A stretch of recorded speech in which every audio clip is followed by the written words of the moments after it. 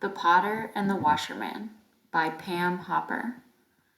Once there was a potter who made his living creating beautiful pottery from fine porcelain. Not far from the potter lived a washerman who earned his living making soiled laundry as bright and clean as new. Both did well in their trades. However, the potter became jealous because he worried that the washerman was more successful than he was. He decided on a secret plan to ruin him. The potter traveled to the palace and was granted an audience with the king. "What do you wish, Potter?" asked the king. "I have a simple request, your majesty," replied the potter. "My neighbor, the washerman, is very good at what he does. I would like to help my neighbor improve his business." The king stroked his beard.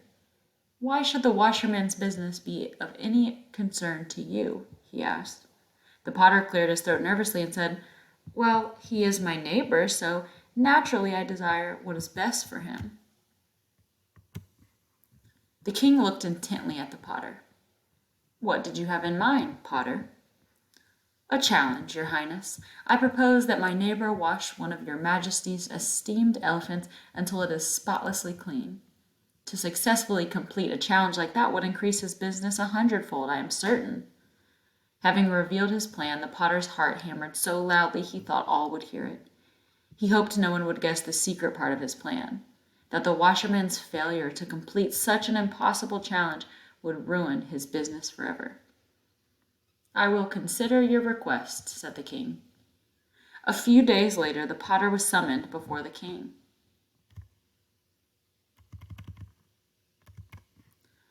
"I have just spoken with the washerman," the king said, "and he is surprised by your concern for his well-being. He is also troubled by one difficulty with your idea, but knowing you are an accomplished potter, he thought you would be able to help him." Help the washerman ruin himself? This was better than the potter had anticipated. "I am flattered by the washerman's request, your majesty."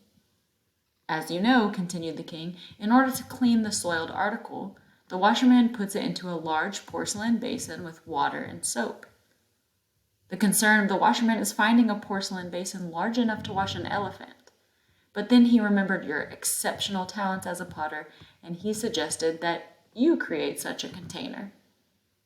This was terrible. Create a porcelain basin large enough for an elephant? Impossible.